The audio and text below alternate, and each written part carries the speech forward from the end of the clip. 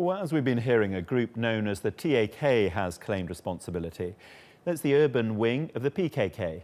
In a statement, the group said Saturday's attack was a reprisal for Turkey's fight against the PKK in the southeast of the country.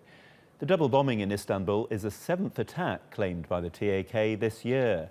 The US and the EU have designated the group as a terrorist organisation, subjecting it and its supporters to financial sanctions.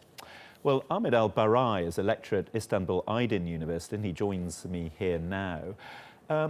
Why did the PKK not just come out and claim responsibility? Why this urban wing, the TRT?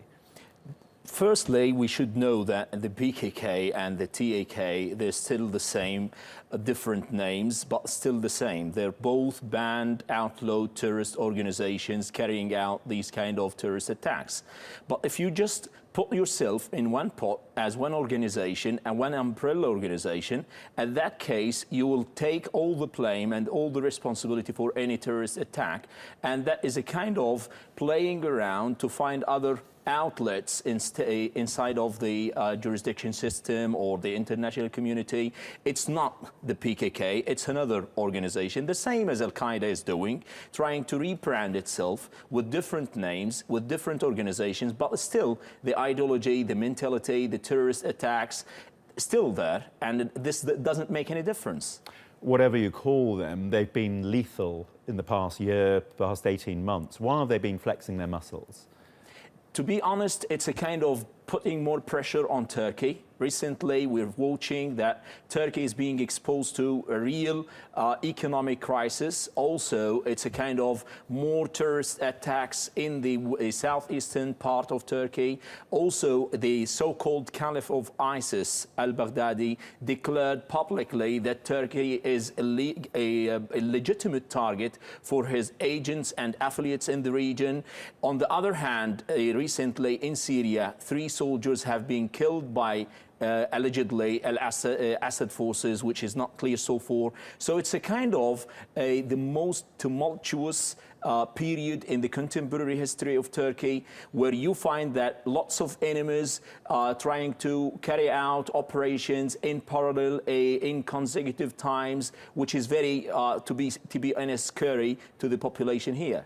Well, you've said the word tumultuous. It has been a tumultuous period for Turkey. Is it just fighting too many enemies on too many fronts?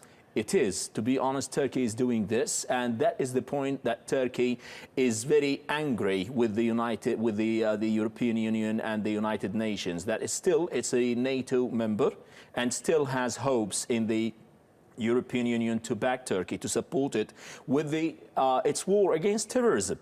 Turkey is not fighting for the people of Turkey alone. It's fighting because these kind of terrorist attacks could happen and already happened in Paris and other European capitals. And this happened in the United States. What Turkey is trying to do, if you're sincere and honest about dealing with the terrorism issue in the Middle East, let's sit together on one table and try to put all the terrorist organization on the table and try to find real strategic plan to dismantle them, to kind of eradicate them, to kind of work with them effectively. And this is not happening either from the side of the United States or the European Union.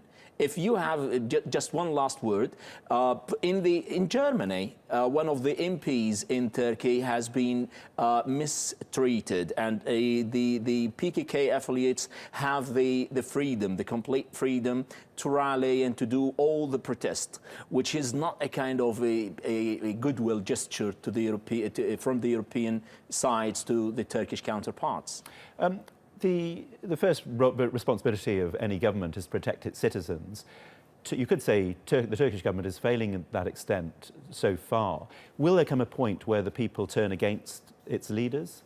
It's unfair to say that it's failing, because this happened elsewhere. But not to the same extent? Yeah, of course, because Turkey is still on the border. It's the most turbulent place in the whole Middle East. If you look at Iraq, Iran, Syria. So it's in the middle of the turmoil, which is a little bit difficult. It's receiving more than 3 million refugees, where if you compare it to Europe, it's not receiving that much. So it's unfair from one side. The other side is the nature of the terrorist attacks. It's a kind of a virus, a cells that can infiltrate in the society in a very swift way, that it's not easy for the security forces to deal with effectively, though they still have the responsibility, and they should work harder to prevent any future prospect attacks. A huge challenge for the authorities then. Thank you very much indeed for that fascinating insight.